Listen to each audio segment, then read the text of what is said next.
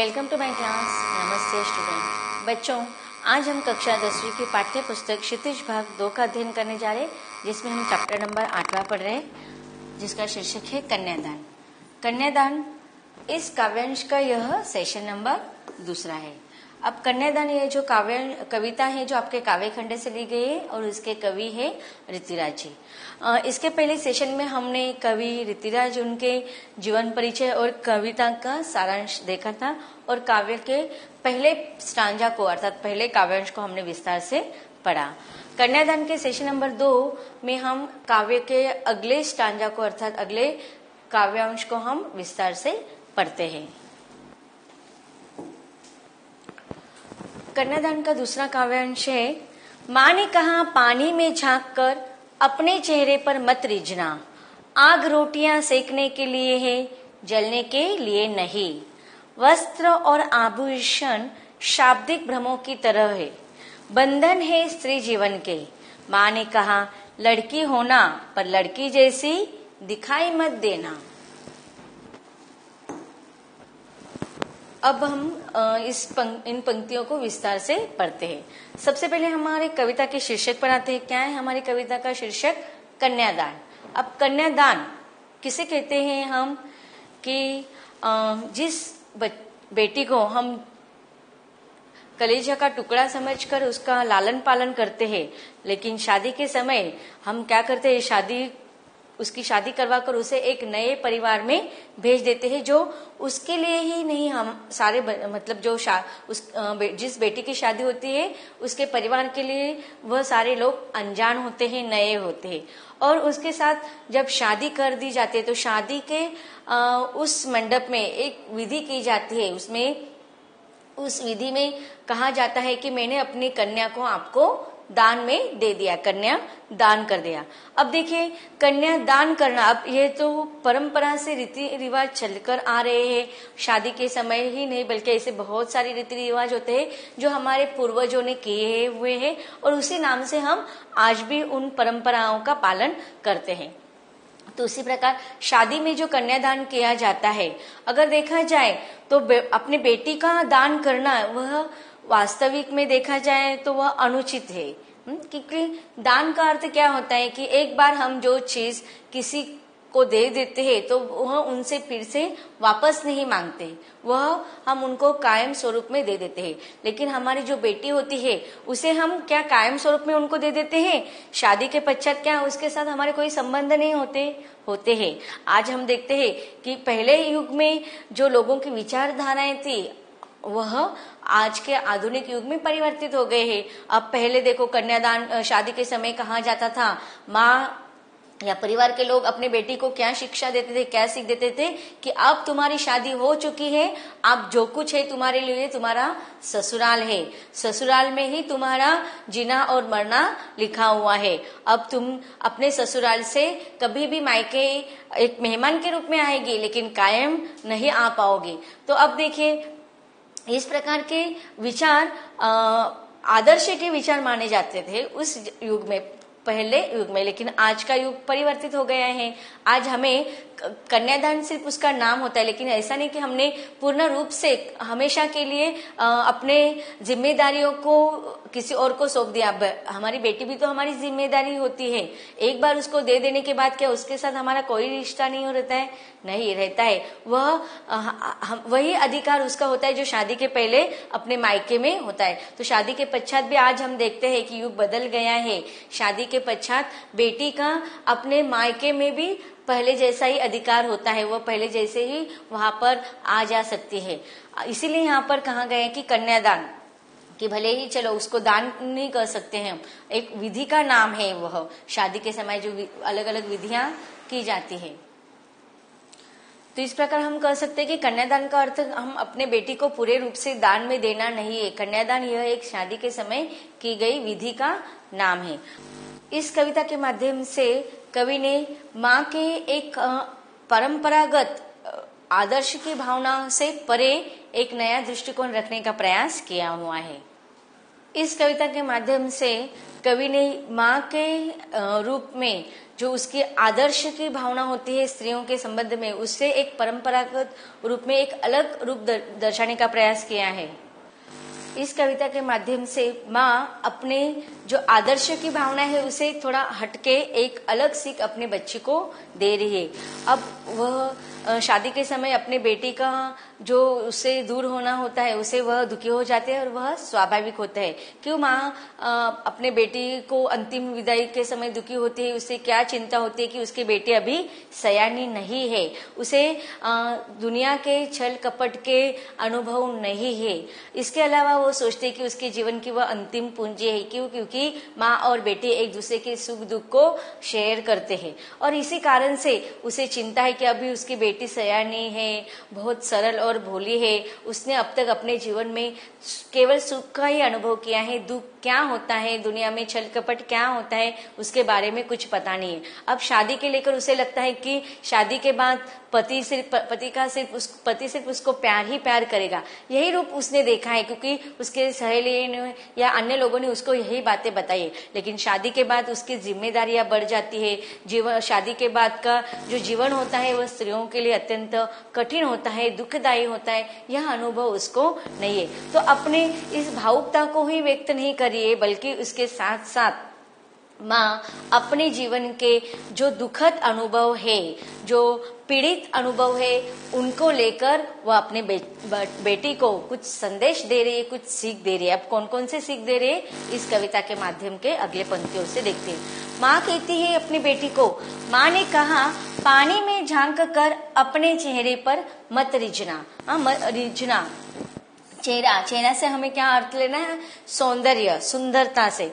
रिझना मतलब आनंदित होना, प्रसन्न होना, गर्वित होना। तो अब माँ अपनी बेटी को पहली सीख क्या दे रही है हम देखते हैं कि माँ कहती है कि पानी में झांक कर या आईने में देखकर अपनी सुंदरता पर, अपने सौंदर्य पर तुम गर्वित मत होना, प्रसन्न मत होना।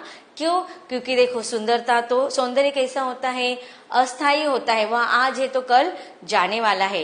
लेकिन इसके अलावा और भी कविता में कवि कह रहे हैं कि अन्य जो लोग हैं क्या करेंगे? तुम्हारे स्तुति करेंगे, तुम्हारी सुंदरता का बखान करेंगे और बखान सुनकर तुम उनके बातों में मत आना। क्यों? क्योंकि ऐसे अच्छे बातें कर प्रसन्न कर तुम्हें तुम्हारी सुंदरता का वर्णन करके, प्रशंसा कर तुम्हें वह रिझाने की कोशिश करेंगे, प्रसन्नता रखने की कोशिश करेंगे और धीरे धीरे अपने बंधनों में बांध देंगे, जकड़ देंगे तुम्हें बंधनों में। तो तुम्हें अपने सुंदरता पर या अपने प्रशंसा पर खुश नहीं होना है। यह पहला सीख अपनी बेटी को माँ दे रही। इसके अलावा वो क्या कह रही है कि आग रोटियां सेकने के लिए है, जलने के लिए नहीं। अब देखिए, इसे हमें कवि को समाज की कौन सी कुप्रथा की ओर लेकर जा रहे पता है? कौन सी कुप्रथा? दहेज की। Very good. देखो आज भले ही समाज में परिवर्तन आ गया है, दहेज नहीं लिया जाता है, लेकिन आज आधुनिकता के रूप में हम कितना भी खुद को आधुनिक कहने का प्रयास करें, लेकिन लोगों की मानसिकता को हम बदल नहीं सकते। आज देखो दहेज के लालच में आकर बहुत सारे मनुष्य ऐसे होते हैं कि घर के स्त्रियों को क्या करते, उनको दुख देते हैं, पीड़ा देते हैं, उनका शोषण करते हैं। तो इसीलिए कहते हैं कवि की माँ अपनी बेटी से कहती है कि दूसरा संदेश क्या देते हैं कि आग किसके लिए होती है? रोटियां सेकने के लिए होती है, खुद को जलने के लिए नहीं। अब देखिए कुछ लोग दहेज के लिए घर के बहू पर इतना अत्याचार करते हैं कि दहेज नहीं ला पाए इसके लिए उसको जला भी दे देते। तो जिस आग का प्रयोग रोटियां सेकने के लिए होता है, उसका प्रयोग वह बहू बेटियों को जलाने के लिए भी उसका इस्तेमाल या उसका प्रयोग करते हैं। और दूसरे शब्द में हम कह सकते हैं कि देखो बहुत सारे लोग ऐसे होते हैं कि वह स्त्रियों को बहुत सारे लोग ऐसे होते हैं कि वह स्त्रियों पर, महिलाओं पर, बहुओं पर शोषण करते रहते हैं, उसको इतना टॉर्चर करते हैं, इतना टॉर्चर करते हैं कि वह अपने आप को अबला समझने लगती है और इतना दुख देते, इतना पीड़ा उसको देते रहते हैं कि वह उस दुखों को, उस पीड़ा को सहन नहीं कर पाते हैं और नहीं अपने मन के दुखों को किसी को व्यक्त कर सकते हैं। और इस ऐसे समय पर वह अपने जीवन से इतने निराश हो जाते हैं कि वह अपने आप को जला देते हैं, अपने आप को खत्म कर देते हैं। तो इसलिए माँ अपने बेटी को सीख दे रही है कि आग का प्रयोग सिर्फ रोटियां सीखने के लिए करना है हमें, किसमें, खाना बनाते समय, न कि उसका प्रयोग हमें अपने जीवन को अंतिम दिशा की ओर बढ़ाने के लिए। तो हमें जलने के लिए कभी भी आग का प्रयोग नहीं करना है। ये दूसरी सीख माँ अपने बेटे को दे रही है। अब आगे क्या सीख दे रही है उसको पढ़ते हैं। माँ कहती है कि वस्त्र और आभूषण शाब्दिक भ्रमों की तरह बंधन है स्त्री जीवन के। अब देखिए, वस्त्र और आभूषण, आभूषण का अर्थ क्या होता है कि गहने। अब देखिए, कहा जाता है कि स्त्रियों की सबसे कमजोरी क्या होती है, उसके गहने और तरह तरह के कपड़े। अब पहले देखो, स्त्रियों के साथ यह कहा जाता है कि स्त्रियों को अगर खुश करना है तो उसको तरह तरह के कपड़े दे दो और तरह तरह के गहने दे दो। अब देखिए, घर के लोग भी क्या करते हैं, उसको तरह तरह के वस्त्र देकर और आभूषण देकर, गहने देकर उसको खुश करते हैं। घर के बहू को भी ऐसा ही लगता है कि घर में बहुत से सारे लोग उसको प्यार करते हैं, इसलिए तरह तरह के वस्त्र देते हैं, आभूषण देते हैं, गहने देते हैं। लेकिन माँ कहते हैं कि वस्त्र और आभूषण शाब्दिक भ्रमों की तरह है। अब देखो, शाब्दिक भ्रमों की कैसे, कि जानबूझकर उसकी सुंदरता की प्रशंसा करना, तो इसे क्या होता है, उसको बंधनों में जकड़ लेते हैं और बंधनों में जकड़ कर उसे घर के 4 दीवारों में बंद कर देते हैं। तो इसलिए माँ कहती है कि वस्त्र और आभूषण क्या है, स्त्री के बंधन है। देखो ना, जब शादी के समय मंगलसूत्र या आभूषण स्त्री के गले में डाल दिया जाता है तो उस पर कितने बंधन आ जाता है, उस पर कितनी जिम्मेदारी आ जाती है।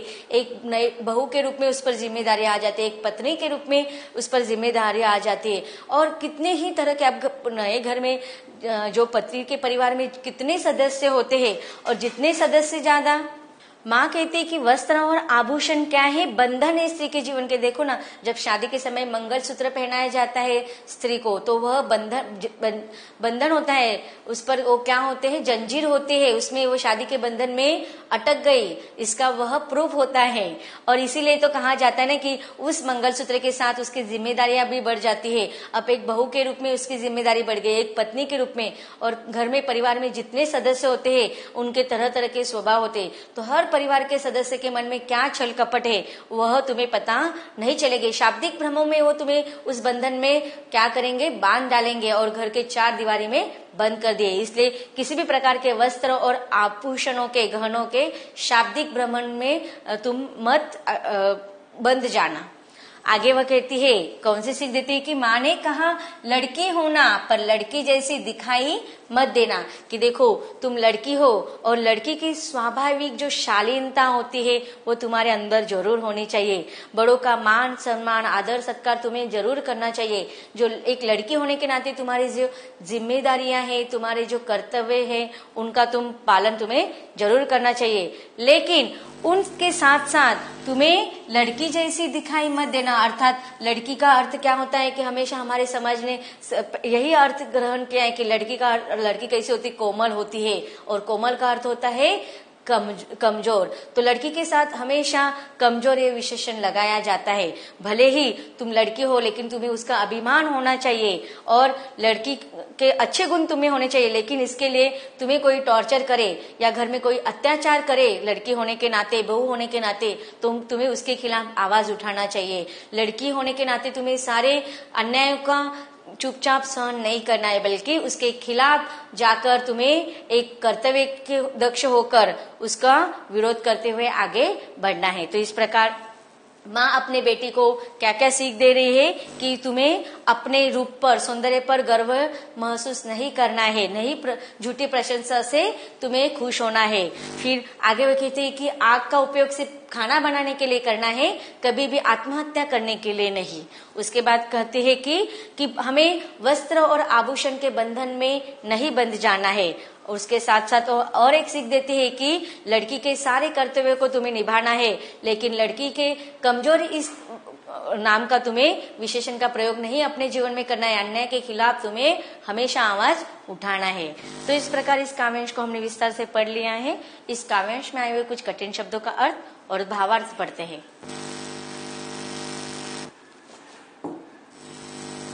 शब्दार्थ: रीझना, प्रसन्न होना, आभूषण, गहने। शाब्दिक भ्रम: शब्दों का भ्रम, शब्द द्वारा फैलाया गया संदेह। बंधन, बेड़िया, रुकावटें। अब देखते हैं भावार्थ। प्रस्तुत कविता में माँ अपने बेटी को स्त्री के परंपरागत आदर्श रूप से हटकर सीख देते हुए कहती है कि बेटी, जब तुम पानी में देखो तो अपने सौंदर्य पर प्रसन्न मत होने लगना, साथ ही आग से सावधान रहना। जिस आग से रोटियां सेकी जाती है वही आग जलाने का कार्य भी करती है। अतः अपने जीवन के प्रति सदा सचेत रहना। इतना ही नहीं, माँ अपने बेटी को आभूषण के प्रति स्त्री मोह की कमजोरी की सच्चाई का ज्ञान कराते हुए यह भी कहती है कि तुम वस्त्रों और आभूषणों के मोह में मत पड़ना। यो तो दूसरों के द्वारा किए गए प्रशंसनात्मक शब्दों की तरह ही है, जो स्नेह का आभास दिलाकर तुम्हें बंधन से जकड़ लेंगे। ससुराल में रहकर तुम लड़की की तरह मर्यादा भरा आचरण करना, लेकिन एक सामान्य और कमजोर लड़की की तरह किसी अत्याचार को सहकर दुर्बल मत बनना। तुम हमेशा अपने प्रति होने वाले अत्याचार एवं शोषण का साहसपूर्वक विरोध करना, ताकि लड़की को कभी कमजोर न समझा जा सके। माँ ने अपने लड़की को सलाह दी, तू मन से लड़की की तरह भोली, सरल और निश्चल रहना, परंतु लोक व्यवहार में सावधान रहना। अपनी सरलता प्रकट न होने देना, वरना लोग तुझे मूर्ख बनाकर तेरा शोषण करेंगे। तो इस प्रकार माँ अपने बेटी को तरह तरह की सीख देकर अपने जीवन में सावधान, लोक व्यवहार में किस प्रकार से छल कपट से दूर रहना, इसके लिए वह सतर्क कर रही है, सावधान कर रही है। आगे भावार्थ। तो इस प्रकार हमने भावार्थ को विस्तार से पढ़ लिया।